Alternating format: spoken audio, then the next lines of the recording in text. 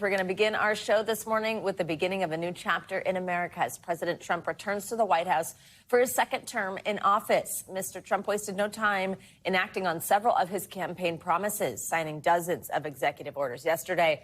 Many were related to immigration. The president declared a national emergency at the border and signed an order seeking to end birthright citizenship, despite that being enshrined in the Constitution. Perhaps the most controversial move by the president, pardoning around 1,500 criminal defendants charged in the January 6 Capitol riots. 14 of his supporters, members of far-right groups, also had their sentences commuted. Mr. Trump also signed an order that gives TikTok a 75-day extension. During that time, the U.S. will not enforce a law that forces the app's Chinese owner to sell the company. All this came just hours after Mr. Trump was sworn in as the 47th president. He delivered a nearly 40-minute-long speech at the Capitol Rotunda, almost twice as long as his first inauguration address. It focused mostly on policy pledges, though he did repeat the false claim that the 2020 election was rigged. Here are some key moments from his speech. The golden age of America begins right now. And we will not allow ourselves to be taken advantage of any longer. During every single day of the Trump administration, I will very simply put America first. Over the past 8 years, I have been tested and challenged more than any president in our 250-year history. Just a few months ago, in a beautiful Pennsylvania field, an assassin's bullet ripped through my ear. But I felt then, and believe even more so now, that my life was saved for a reason. I was saved by God to make America great again. I will sign a series of historic executive orders. With these actions, we will begin the complete restoration of America and the revolution of common sense. My proudest legacy will be that of a peacemaker and unifier. That's what I want to be, a peacemaker and a unifier. In recent years, our nation has suffered greatly, but we are going to bring it back and make it great again, because we are Americans. The future is ours, and our golden age has just begun. NBC News White House correspondent Aaron Gilchrist joins us now with a recap. Aaron, incredibly busy day for Mr. Trump, signing a host of executive orders. Let's start with what happened last night, those January 6 pardons, about 1,500 of them for those who committed nonviolent offenses, but also those convicted of assaulting police officers. Also, he commuted the sentences for 14 members of the extremist groups, the Proud Boys and the Oath Keepers. They were convicted of seditious conspiracy. Tell us more about this decision and some of the reaction we're hearing. Well, this, Joe, was something that we expected. During the campaign, President Trump did say that he believed that there were people who were tried and convicted, or at least charged in some cases, who were participants in January 6th riots at the Capitol, and that he believed that some of those people should not be sitting in jail or should not have records, and that he would be looking at pardoning them. I think the surprising element of this was to have the number be so large, to see that, as you said, there were roughly 1,500 or so people who are getting what the president called full, complete, and unconditional pardons for events that happened at or near the Capitol on January 6, 2021. That includes Enrique Tarrio, who was the leader of the Proud Boys, who was sentenced to 22 years in prison for seditious conspiracy, as you said. As we understand it, he began to be processed out of a Louisiana prison last night. We haven't heard yet whether that release has fully happened, but this is really very much in line with what President Trump indicated he would be doing coming into office. I think, Joe, if there was any surprise, maybe it was that it was such a large number on day one. Aaron, we mentioned a moment ago immigration and birthright citizenship is a major part of these executive orders. We're going to dig into that a little bit more later on in the show. But let's talk about other areas that were big focus: reversing diversity initiatives, climate change. What about those? Yeah, those are all areas where we saw executive action of some sort happen through the day yesterday as President Trump was signing these orders. I should note for you that the birthright citizenship issue is one that is already moving into the courts. As soon as that executive order was signed, we saw some organizations banding together to file suit, to sue the Trump administration for that executive order. But we also saw things, as you noted, related to diversity, equity, and inclusion. We saw orders related to climate, pulling out of the Paris Climate Agreement, for example. We also saw executive orders that will affect the federal workforce. He signed one that said that executive branch agencies have to take necessary steps to terminate remote work agreements and require all federal workers in the executive branch to return to the office full-time as soon as possible, Savannah and Joe. So, Aaron, based off this inaugural address, the orders that have been signed so far on day one, what's standing out to you so far, what we've seen from President Trump, and how this second term might compare with the first? Yeah, I think I'm still struck by the speed with which we saw so many different areas touched by these executive actions on day one. There were some things, though, that I think, we haven't seen yet. For example, there was a lot of talk during the latter days of the campaign and the days immediately after about tariffs, particularly tariffs against Canada and Mexico, two of this country's top trading partners. And so we haven't seen that yet. It'll be interesting to see what, if anything, happens with that in the near future or somewhere in these first 100 days of this new Trump administration. I think, Joe and Savannah, there's just a lot that we have to sort of stand by and wait to see what exactly happens. We have not yet gotten a schedule for President Trump today to see whether or when we might see him. We know this morning he's supposed to go to the National Cathedral for a church service. Beyond that, we'll see if we hear from the new president again. All right, Aaron, thank you so much. Well, among President Trump's first orders of business on Inauguration Day was to begin his crackdown on illegal immigration, as we mentioned. NBC's Gabe Gutierrez has more on the executive orders he signed on his first day in office and how some leaders in cities with large populations of undocumented immigrants are preparing for what's to come. President Trump taking sweeping action on immigration. And I will send troops to the southern border to repel the disastrous invasion of our country. In those executive orders, Trump declaring a national emergency at the U.S.-Mexico border, reinstating the Remain in Mexico policy, which requires asylum seekers to wait outside the U.S. while their cases are processed, designating drug cartels, foreign terrorist organizations, and trying to end birthright citizenship, though that's expected to be fiercely challenged in court. The 14th Amendment says anyone born in the U.S. is a citizen. We will begin the process of returning millions and millions of criminal aliens back to the places from which they came. The Trump administration has promised major immigration enforcement operations soon. Possible targets: Washington, D.C., Philadelphia, Los Angeles, Denver, and Chicago. We're doing everything we can to explore every single option to continue to protect our community members that are vulnerable right now. Pastor Tanya Lozano Washington just canceled in-person Spanish services at her Chicago church, often attended by undocumented immigrants. Why did you make that decision? Well, I think people are scared right now. Still, even some moderate Democrats like Alderman Raymond Lopez say they support deporting migrants with criminal records. If we can deal with those individuals that commit crimes in a very specific way and keeps other people safe, that's what we should be doing. These new policies already having an impact. This asylum seeker in Juarez, Mexico, breaking down when her initial screening appointment was canceled. The new Trump team immediately shut down the phone app that had scheduled her appointment. Now thousands of migrants like her are in limbo. All right, Gabe, thank you very much. Let's bring in NBC News legal analyst Danny Ceballos for more on this. Danny, good morning.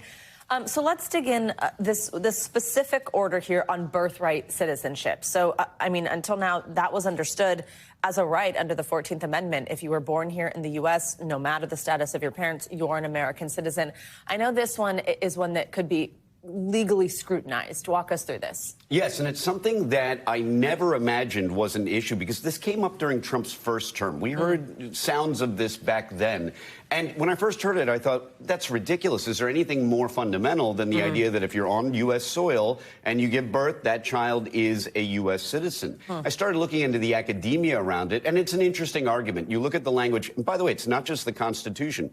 Federal law also enshrines the same language. Someone born or naturalized in the United States and subject to the jurisdiction thereof. And that's the magic phrase that people on the right seize upon to say that there is no such thing as birthright citizenship, because they argue that that means that someone who has a child here must also be subject to the jurisdiction, and that means a citizen of the United States or a lawful permanent resident, not somebody who is subject to or a citizen of another country. That's the argument. It's never been specifically tested, although the Supreme Court has come close in a number of cases, most of which go back 100 or more years. So, I mean, you don't have to have a law degree to know that an executive order doesn't trump what's in the Constitution. So explain to us legally what's going to happen here, what process this is. Could judges just look at this and be like, no, the Constitution says this. This is not going to happen? I'm glad you asked that question, because executive orders really don't take the position like a statute. They don't always say thou shalt not. Instead,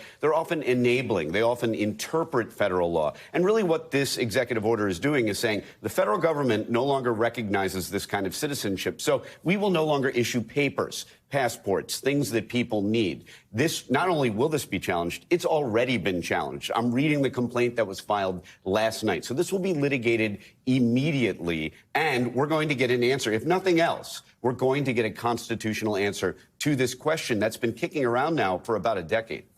And tell us just kind of your preview, your thoughts on how this would stand up in a legal challenge. If I were a betting person, and I'm not, I would say the weight of authority leans toward birthright citizenship, maybe for no other reason than it's the way it's been interpreted for centuries now, and for that reason alone, that reliance interest that everybody has had on that kind of right, whether it exists or not, is a strong factor in deciding whether or not it exists, because it's existed for 100 or so years now. But it's possible that a court, the Supreme Court, with a number of conservative justices, may conclude that that subject to the jurisdiction thereof means that someone born on U.S. soil must additionally be born to somebody who is lawfully here. Not necessarily a citizen, lawful permanent resident, but not somebody who is here illegally, in the same way that children of ambassadors do not get birthright citizenship. That would be the argument. Does it feel like this is part of the goal right here, is that conservatives would like to see what the Supreme Court has to say about this issue? Absolutely. I think this is something that conservatives think they have a pretty strong argument for. Even the Supreme Court case that they say enshrined birthright citizenship, because it's not only the Constitution, a federal law, and a Supreme Court decision, they say that dealt with the child of lawful permanent residents. So they say it's not even precedential. So this is going to be a really fascinating argument before the Supreme Court. And a lot of folks might be surprised. This might be a right that may have never been a right in the first place. Danny, thanks for walking us through this one. It's complicated. Don't leave us yet. We want to hear your thoughts on this next one in just a sec. And Monday was a day of pardons, not just by the new president. In the final hours of his presidency, Joe Biden announced a set of sweeping pardons in an effort to block the Trump administration from targeting members of the Biden family, government officials, even some Republicans. NBC News Chief White House correspondent Peter Alexander has those details. From outgoing President Biden, what amounts to a protective shield for some of President Trump's most prominent adversaries. A series of preemptive pardons to avoid Trump's promised political prosecutions. Among the recipients, General Mark Milley, Trump's chosen Joint Chiefs chairman, who later became a fierce critic. Dr. Anthony Fauci, who helped lead the country's COVID response. And all of the members of the bipartisan House committee that investigated the January 6th Capitol attack, including Republican Liz Cheney. Biden writing the pardon should not be mistaken as an acknowledgement that any individual engaged in any wrongdoing. President Trump texted NBC News, "It is disgraceful." Why are we helping some of the people? Why are we helping Liz Cheney? I mean, Liz Cheney is a disaster. Just last month, Trump told Meet the Press the January 6th committee members should be behind bars. For what they did, honestly, they should go to jail. Milley's portrait, hung in a Pentagon ceremony just last week, was removed just hours after Trump took office. Biden defending public servants who he says have been subjected to ongoing threats and intimidation for faithfully discharging their duties. Trump also criticizing Biden for preemptively pardoning his brother James Biden and other relatives with just minutes left in his term. I think it was unfortunate that he did that. Candidate Trump vowed he would appoint a special prosecutor to investigate the Bidens. To go after the most corrupt president in the history of the United States of America, Joe Biden, and the entire Biden crime family. Biden dismissing the unrelenting attacks against his family as baseless, arguing they are motivated solely by a desire to hurt me. Peter Alexander, NBC News, the White House. All right, let's talk with Danny more about some of these issues. So we know during the campaign, Trump said that if he were reelected, he would assign a special prosecutor to go after President Biden and his family. Do these preemptive pardons effectively protect them, at least at the federal level, from the DOJ prosecution? Exactly right. A preemptive pardon prevents any prosecution for past conduct. And that's one of the few limitations on a pardon. You can pardon anything that happened in the past, whether it's been investigated, whether anyone even knows about it. The only limitation time-wise is you can't pardon future conduct. That would be like a license to ill. License to anyone? No. Got it. So that is not permissible, and therefore you can pardon all the way back, no federal prosecution. Any state prosecutor can certainly take the opportunity because a pardon does nothing to affect state prosecutions. So we heard President Trump in the Oval Office last night saying he was surprised by these, and what he said is it creates a, quote, unbelievable precedent. I mean, it is fairly unusual. Just talk us through how often something like this happens, what this means. Has this been done before, that type of thing? If you're someone who follows pardons, what's happened in just the last week is as unprecedented as it gets, between Biden pardoning thousands of people and Trump now pardoning another 1,000 or so. I mean, the numbers, if you look at it, this is the biggest spike in American history. So we're in an unprecedented pardon era right now. And I think it's fair to say that, look, pardons are always controversial. By nature, the power itself is a controversial pardon. The framers were worried about it because when you think about it, it literally is an executive act that undoes another executive act in which a lot of money was spent, a lot of resources, and by that I mean a prosecution. You spend all this time prosecuting people, and then your own executive cancels out those prosecutions. And we've had pardons of family members before in the past. Bill Clinton pardoned his half-brother.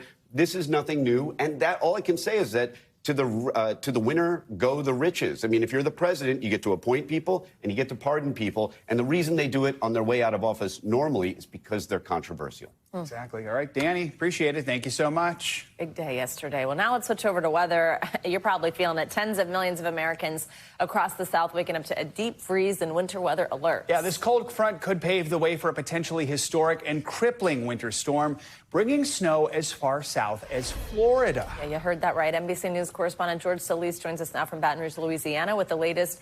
George, good morning. States of emergency are in effect. Places like Arkansas, Mississippi, where you are, Louisiana. How are things there this morning, and what are officials doing to prepare?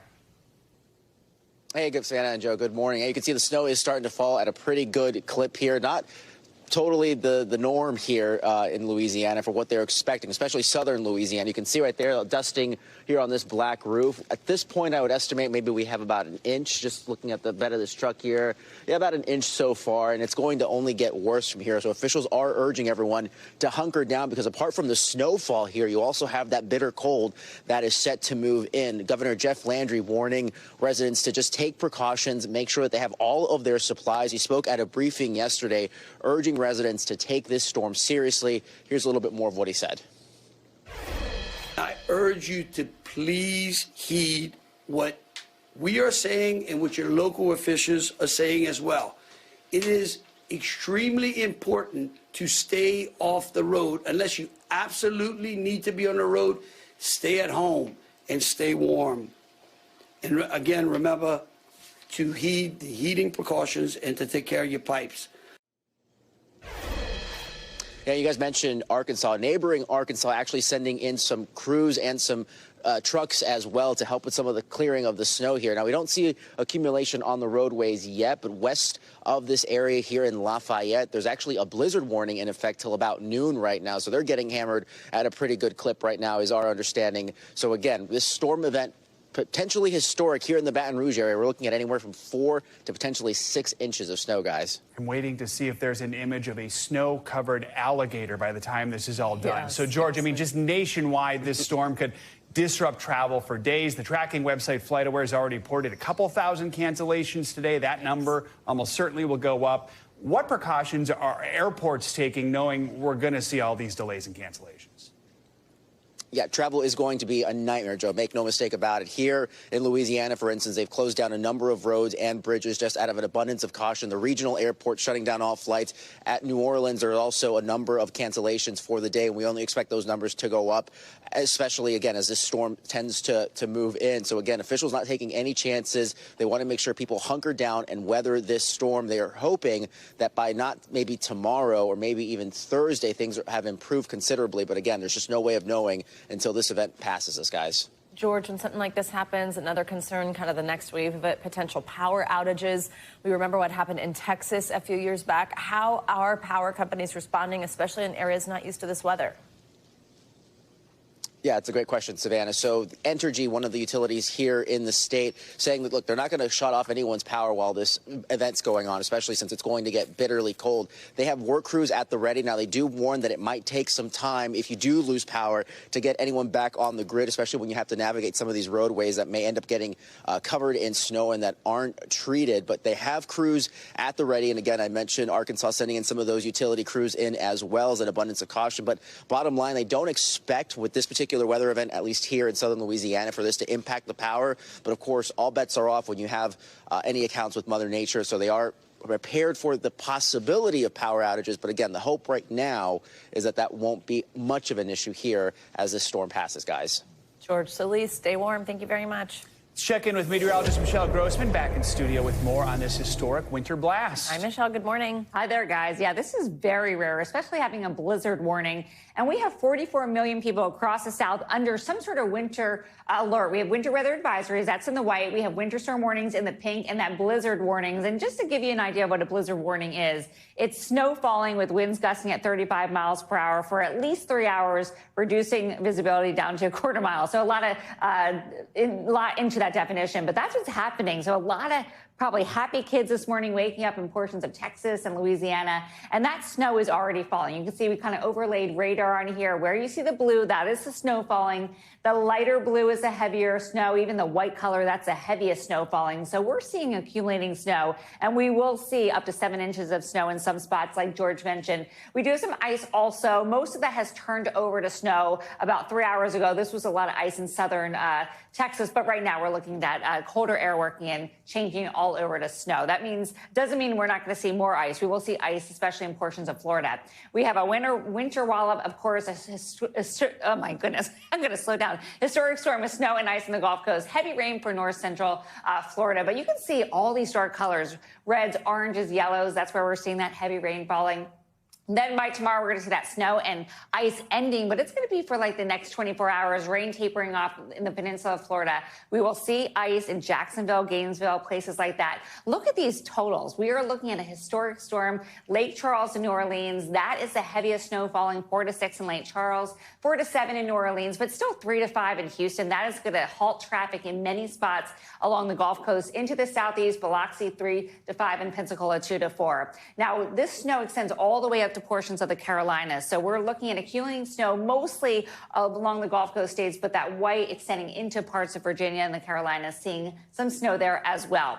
This is a big concern. Ice falling with some leaves on the trees. In some spots, we're looking at down trees and power outages likely. Dangerous conditions for sure for that Wednesday commute. Now, corresponding to the numbers on the grid here, 1/10 of an inch in some spots. The highest amount would be where you see that light pink color. So that's going to be the trickiest travel. And then we were also talking about snow in the Great Lakes as well. We had that cold air going over the warmer lake waters. Locally, 18 inches in some spots, especially just south of Waterton, north of Redfield. So that's a big story there, too. The cold remains a huge story. We're looking at dangerously cold air, deep chill. That jet stream still so far down to the south, letting that Arctic air in. We're looking at temperatures well below normal for this time of year.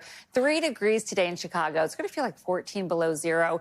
12 in New York City, 20 in Mobile. That will be the wind chill there. And it's going to stay in place tomorrow, too. Another really frigid day. We're looking at temperatures in the teens in some spots. 15 in Cleveland will feel like 1 degree. And notice those 30s all the way down down to the south. We're looking at 46 degrees in Galveston and looking at the wind chill of 40 there. So it's so cold all across the country. We know. We're walking outside. It's like you're kind of mad just walking outside. But that cold air is all the way down to the south, and that's why we're seeing that snow falling. I have friends that live in the Panhandle area, and they're like, our town got out its one snowplow that they don't even really know how to use. It's so crazy. True. And then ice on top of that, that's really hard to combat, right? Especially when you're not used to it. So it's going to be, we're going to see a lot of pictures. Hopefully people can just work from home, because I've worked in places like that. There's just a lot of cars abandoned on the side of the road. You're not used to driving in it. All right. Michelle. Thank you. See you in the next hour. Thanks for watching. Stay updated about breaking news and top stories on the NBC News app or follow us on social media.